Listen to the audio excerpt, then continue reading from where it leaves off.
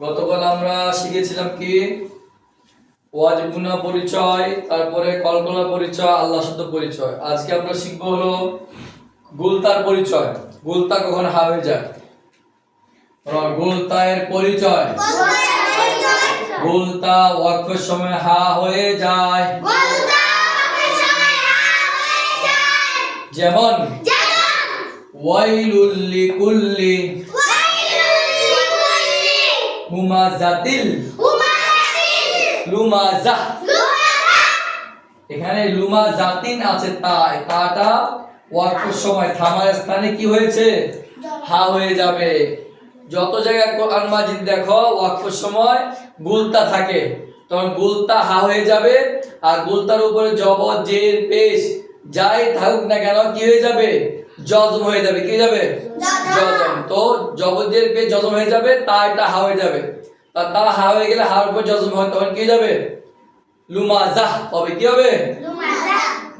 বলো, গুলতা ওয়াকফের সময় হা হয়ে যায়। যেমন ওয়াইলুল লিকুল্লি হুমাজাতিল লুমাজা। তারপরে আরো অনেক এক্সাম্পল আছে, একটা দিলাম এখানে। বলো, আলিফে জবর জের পেশ হইলে ওই আলিফকে হামজা বলে। যেমন আ ই উ। এখানে কি আছে? আলিফ আলিফ আলিফ। আর শুধু আলিফ থাকলে আলিফ থাকবে, আলিফ নাম হবে। আর আলিফের উপর যদি জবর জের পেশ হয় তখন আলিফটার নাম হয়ে যায় হামজা। কি হয়ে যায়? হামজা। তখন আলিফ জবর আ বলা যাবে না, বলতে হবে হামজা জবর আ, হামজা জের ই, হামজা পেশ উ। এখানেও সেম হবে। হামজা লাম জবর আল, হা মিম জবর হাম, আল হাম দাল পেশ দু, আল হামদু। এটা কি হবে? হামজা। কি বলতে হবে?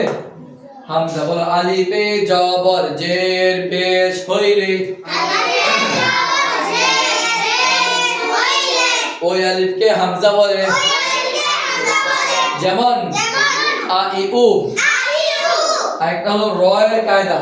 র কখন মোটা হয়? আমরা শিখেছি লফজ আল্লাহ। আল্লাহ শব্দ মোটা হয় কখন? আল্লাহ শব্দের আগে জবর পেশ থাকলে আল্লাহ শব্দ মোটা হয়। আল্লাহ শব্দের আগে জেদ থাকলে চিকন হয়। তেমনি ভাবে র কি হবে? র মোটা হবে। র এর পূর্বে যদি বলো র কখন পুর হয়, মোটা হয়? বলো, র এর উপর জবর বা পেশ হলে র হরফ মোটা করিয়া পড়িতে হয়। অথবা র সাকিনের পূর্বে জবর বা পেশ হলে ওই র সাকিনকে পুর করিয়া পড়িতে হয়।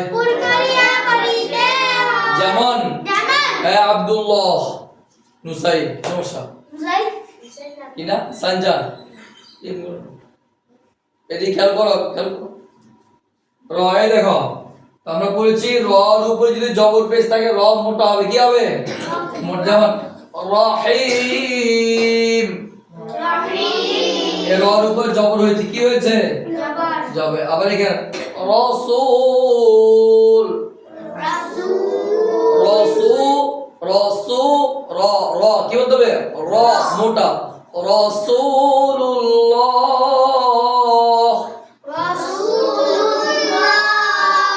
মুহাম্মাদুর রাসূলুল্লাহ।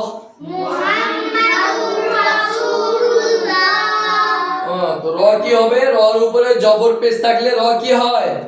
মোটা হয়। অথবা র সাকিনের পূর্বে যদি জবর পেশ হয় তখন র সাকিনকে পুর করে মোটা করে পড়তে হবে। যেমন এখানে আরেকটা एग्जांपल দেখো, ইয়াও এক র সাকিনের পূর্বে জবর হয়েছে, ইয়ারহামুন। বলো, তাকাও ইয়ামিন বসো। ইয়ারহামুন। দেখো এবার তাও মিম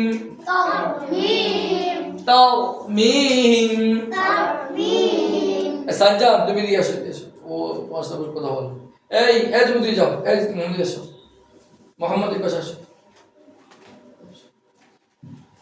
সানজার ওদি যাও আব্দুল্লাহ বেশি কথা বলে। কোরআন শরীফ কোরআন মাজিদ পড়ার সময় কথা বলতে নেই, কথা বললে গুনাহ হয়।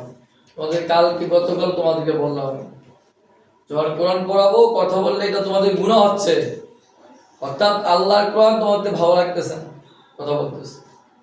আল্লাহ কোরআনের চেয়ে তোমাদের কথাকে প্রাধান্য দিচ্ছ, আল্লাহকে প্রাধান্য দিচ্ছ না তোমরা, আল্লাহ কোরআনকে প্রাধান্য দিচ্ছ, এটা মারাত্মক গুনাহ হচ্ছে। কারণ কোরআনের বাণী হলো একটা আদেশ, তোমরা কোরআন পড়া হলে তোমরা চুপ থাকো এবং শ্রবণ করো, শোনো কি বলতে যাচ্ছে। যারাই হট্টগোল করবে, আগে যে কাফের ছিল তারাও আমাদের নবী যখন কোরআন শরীফ পড়তেন তখন কাফেররা কি করতেন, হট্টগোল করতেন, আওয়াজ করতেন যেন অন্য আর শুনতে না পায়। এটা হলো কাফেরদের বৈশিষ্ট্য, গুনাহ। তারা কি করবে, কোরআন পড়ার সময় কথা বলবে, দুষ্টামি করবে, আওয়াজ করবে, এটা মারাত্মক গুনাহ আছে, বলা যাবে। এরপর আরেকটা কথা দেখো, র সাকিন। র কখন চিকন হবে, যদি র এর নিচে জের হয়, র এর নিচে কি হয়, হ্যাঁ র এর নিচে জের হয় তখন রটা চিকন হয়। যেমন রিজালুন, রি এটা কি হবে, সিম্পল হবে, স্বাভাবিক, রিজালুন। এবারে রিজকুন।